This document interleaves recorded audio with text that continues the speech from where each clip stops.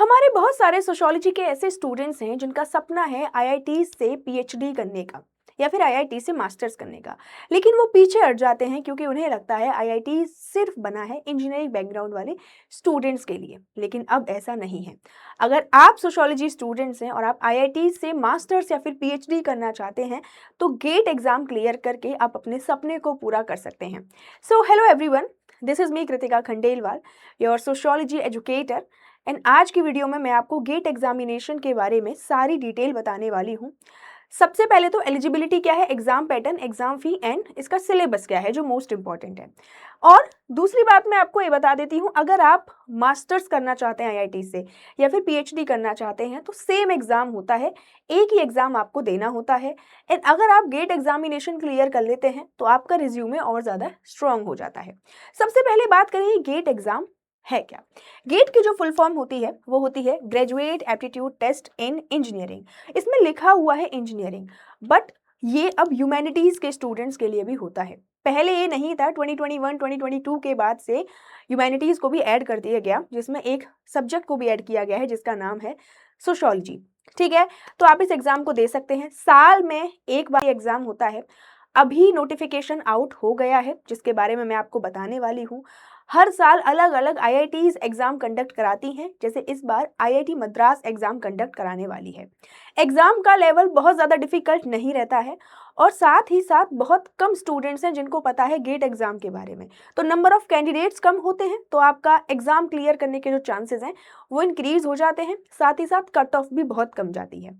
तो मेरा ये मानना है, अगर आप मास्टर्स कर रहे हैं, मास्टर्स करना चाहते हैं या फिर पीएचडी करना चाहते हैं तो गेट एग्जाम ज़रूर दें। क्लियर तो आप इसे कर ही लें, लेकिन एक बात है कि ये एग्जाम सिर्फ इंग्लिश में होता है, हिंदी में ये एग्जाम नहीं होता है। चलिए बात करते हैं एलिजिबिलिटी क्राइटेरिया क्या रहता है। सबसे पहले तो आपको बैचलर डिग्री लेनी होगी रिस्पेक्टिव सब्जेक्ट में। लाइक आप सोशियोलॉजी से अगर गेट एग्जामिनेशन देना चाहते हैं तो आपकी आर्ट्स में होनी चाहिए जो एक बैचलर की डिग्री है। उसके अलावा अगर आपके पास कोई और भी सब्जेक्ट में डिग्री है, इंजीनियरिंग में है, तो वो भी चल जाएगी और उसमें भी आप आराम से एलिजिबल होते हैं एग्जाम देने के लिए। ठीक है, अब यहाँ पे न्यू एजुकेशन पॉलिसी है, वो वाले स्टूडेंट्स भी एलिजिबल हैं। साथ ही साथ जो पुरानी एजुकेशन पॉलिसी वाले स्टूडेंट्स हैं जिनकी 3 साल की ग्रेजुएशन है या फिर जिनकी 4 साल की ग्रेजुएशन है, दोनों ही एलिजिबल हैं। ठीक, और अगर हम बात करें ईयर ऑफ स्टडी की, candidate currently in the 3rd year और high year of the qualifying program और दूज हु हैव कंप्लीटेड, जिन्होंने अपनी बैचलर्स कंप्लीट कर ली है या फिर जो अपने बैचलर्स के फाइनल ईयर में है, जिनका रिजल्ट आने वाला है, वो इस एग्जाम के लिए बैठ सकते हैं। कोई एज लिमिट नहीं है, आप आराम से, आपकी जो भी एज है इस एग्जाम के लिए आप एलिजिबल हैं। पेपर की बात करें तो यहाँ पे अ कैंडिडेट में अप टू 2 टेस्ट पेपर, यानी कि आप 2 टेस्ट पेपर दे सकते हो। जैसे आप चाहते हो सोशियोलॉजी के साथ साथ पॉलिटिकल साइंस से भी पेपर देना या फिर साइकोलॉजी से एग्जाम देना, तो आप दे सकते हो।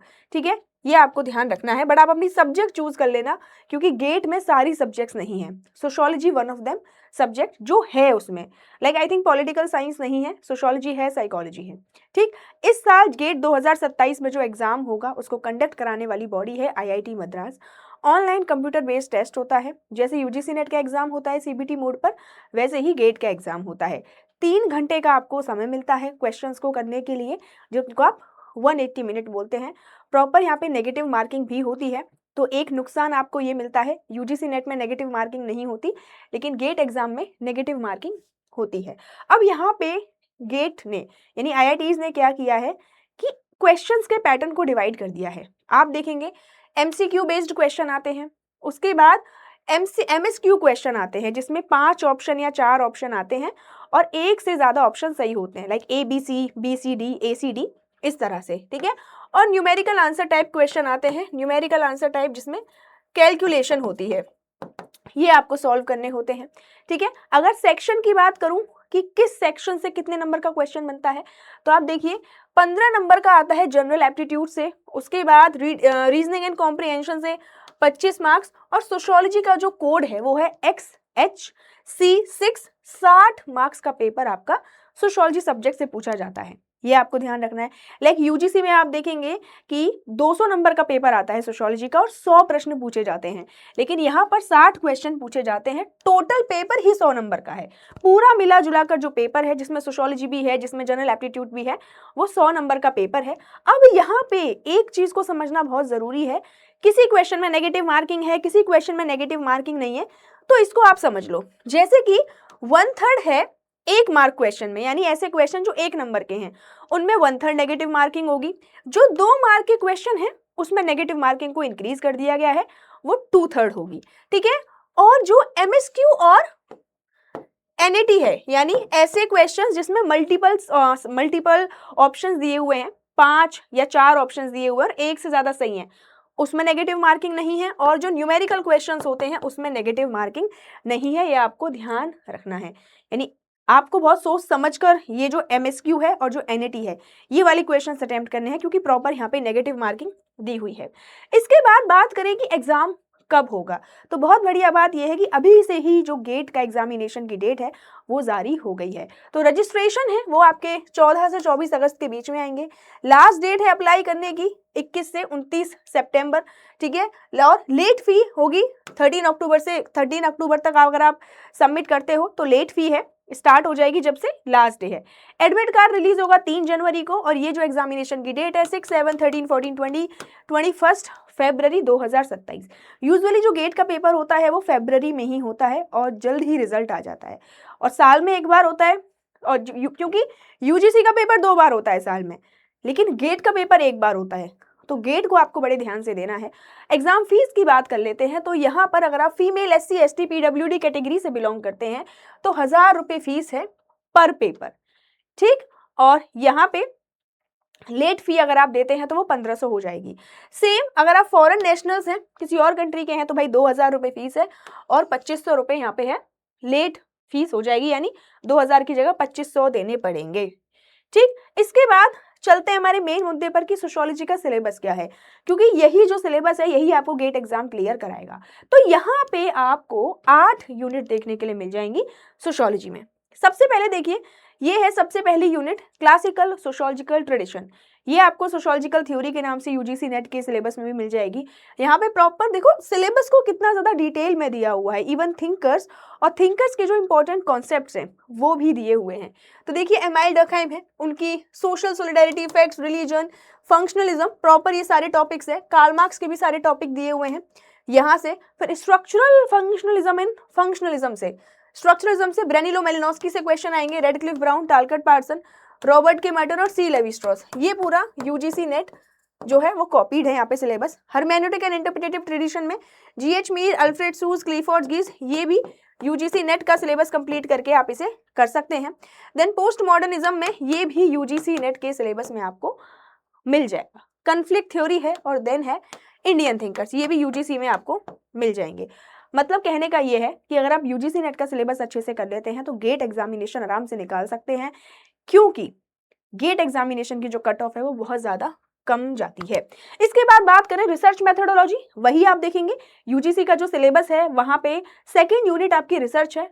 तो फिलोसफी ऑफ साइंस क्या होती है, यहाँ पे कार्ल पॉपर और थॉमस कून से क्वेश्चन है, जो पैराडाइम से क्वेश्चन आते हैं। देन साइंटिफिक मेथड क्या है, एपिस्टेमोलॉजी क्या है, हर्मेनेटिक ट्रेडिशन, एथिक एंड एमिक अप्रोच, जिसे आउटसाइडर एंड इनसाइडर अप्रोच भी बोलते हैं, इंडक्टिव, डिडक्टिव, ऑब्जेक्टिविटी, रिफ्लेक्टिविटी, ये पूरा वही है। एथनोग्राफी, सर्वे मेथड क्या है, ये सारे आपको टाइप्स ऑफ रिसर्च पूछा गया है, ठीक है, रिसर्च टाइप्स। उसके बाद सैम्पलिंग क्वेश्चनियर, ये टूल्स क्या है, डेटा कैसे कलेक्ट किया जाता है, क्वेश्चनियर लगाया जाता है, स्केड्यूल लगाया जाता है, स्टैटिस्टिकल एनालिसिस, यानी थोड़ा बहुत आपसे स्टैटिस्टिक्स भी पूछी जाएगी, type 1 error, type 2 error, T testing, ये वाले, observation, interview, primary data, secondary data, document, types of hypothesis. तो जो आप रिसर्च मेथोडोलॉजी यूजीसी नेट में पढ़ेंगे वो इनफ होगी गेट के लिए।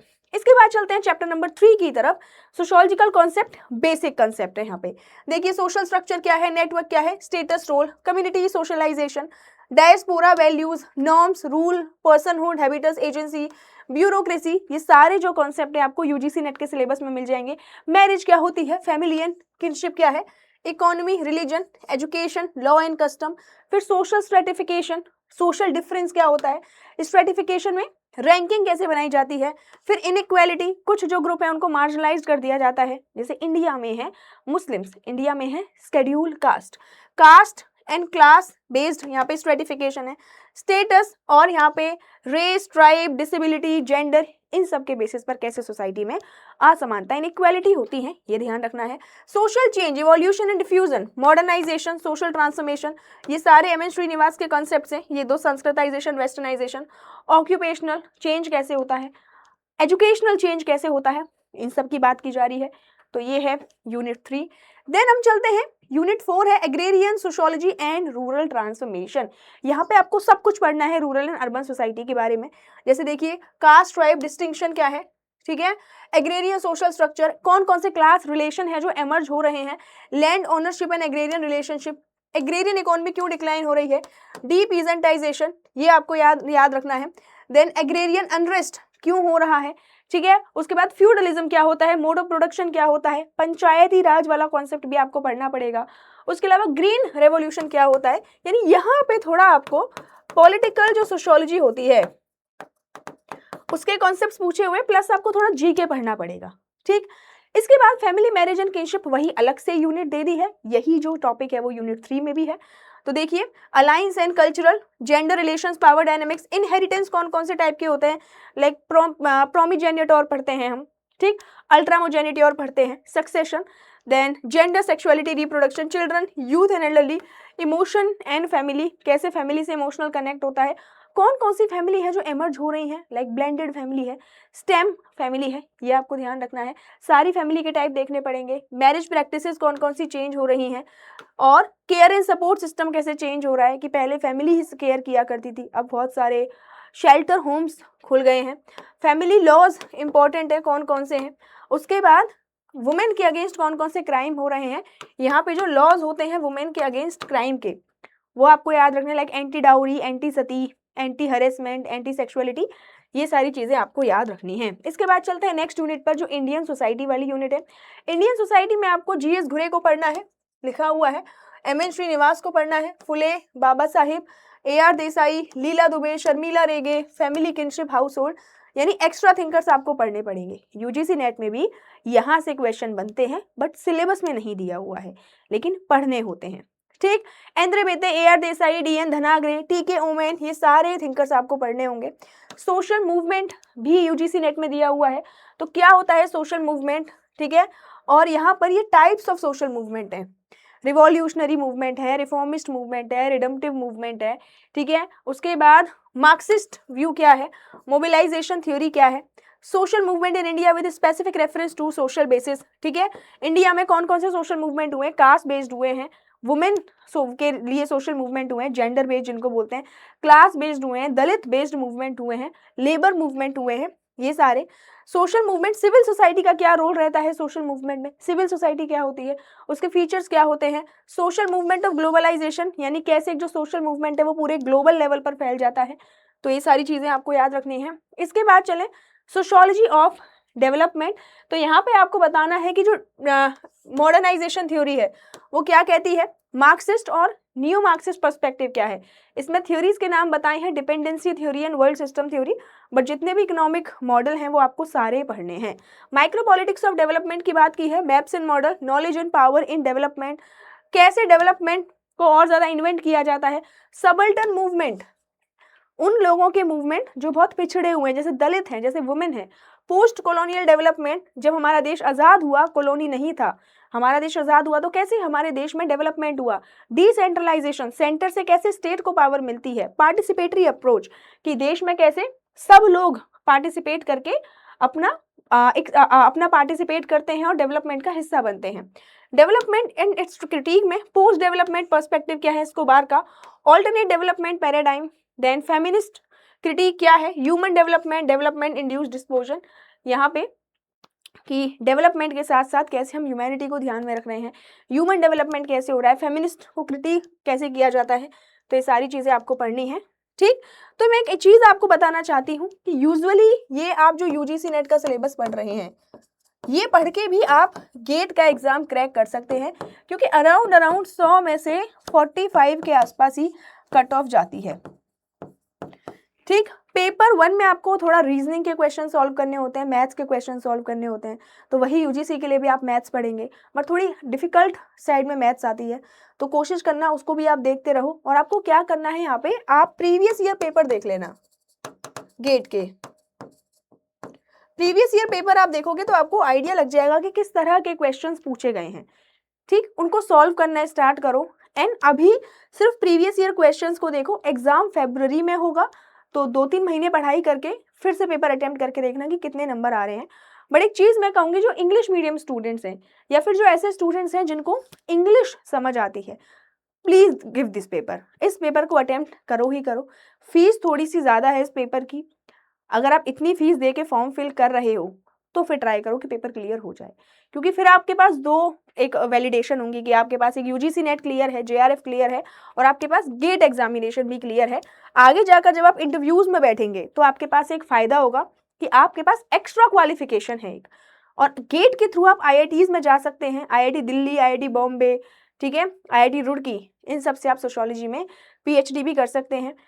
ये भी होता है कि जैसे कि आप अगर पीएचडी में आपका एडमिशन नहीं हो रहा, तो एक इंटीग्रेटेड प्रोग्राम भी होता है कि आप 2 साल मास्टर्स करो, और मास्टर्स में अगर आपका सीजीपी अच्छी आया है तो आपको फिर पीएचडी में कन्वर्ट कर दिया जाता है। यानी 5 साल के अंदर आपके पास मास्टर्स की भी डिग्री मिल रही है और पीएचडी की डिग्री भी मिल रही है। और ये मैं सच कहूँगी कि अब एक्सप्लोर करना है आपको। बहुत छोटा मत सोचो अपनी लाइफ में, कुछ बड़ा सोचो। और ये मत सोचो कि ये जो आईआईटीज़ हैं या फिर ये बड़े-बड़े जो यूनिवर्सिटीज़ हैं, ये इंटेलिजेंट लोगों के लिए बनी है या एक एवरेज स्टूडेंट इनमें नहीं जा सकता, ऐसा बिल्कुल भी नहीं है।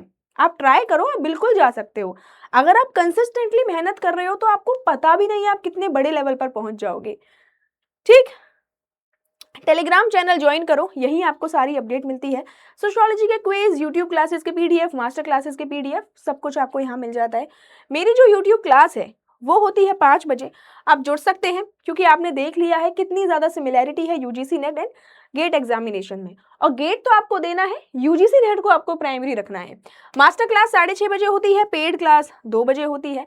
अगर आप मेरे साथ कोर्सेज में जुड़ना चाहते हैं, मुझसे सारे कॉन्सेप्ट्स को डिटेल में पढ़ना चाहते हैं, और मैं आपको यूजीसी नेट के साथ गेट की भी गाइडेंस दे दूंगी, तो आप कोर्सेज में एनरोल कर सकते हैं। पेपर 1 एंड पेपर 2 दोनों के ही कोर्सेज आपको मिल जाते हैं।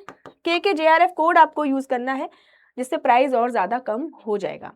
टेक्स्ट बुक एक ऐसा प्लेटफॉर्म है जहाँ पे आपको क्लासेस तो मिलती हैं, साथ ही साथ ढेर सारे टेस्ट मिलते हैं। आप देखेंगे प्रीवियस ईयर क्वेश्चंस सारे मिल जाएंगे, पेपर 1 पेपर 2 हिंदी इंग्लिश दोनों में, mock test, topic wise question, section wise question, full length test, सब कुछ आपको एक ही जगह पे मिल जाएगा।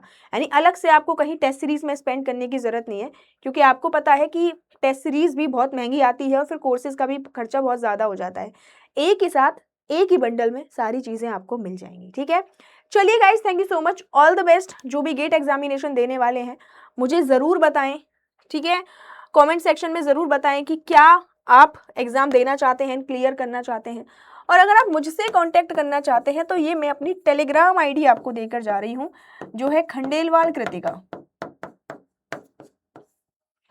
ठीक है, इस पर आप मुझसे कांटेक्ट कर सकते हैं। अगर कोर्स में एनरोल करना है तो के जेआरएफ कोड यूज़ कर लेना। मैं कैसा पढ़ाती हूँ उसके लिए आप मेरी यूट्यूब क्लासेस से जुड़ सकते हैं। चलिए guys, thank you so much, bye bye, take care, see you in the next video.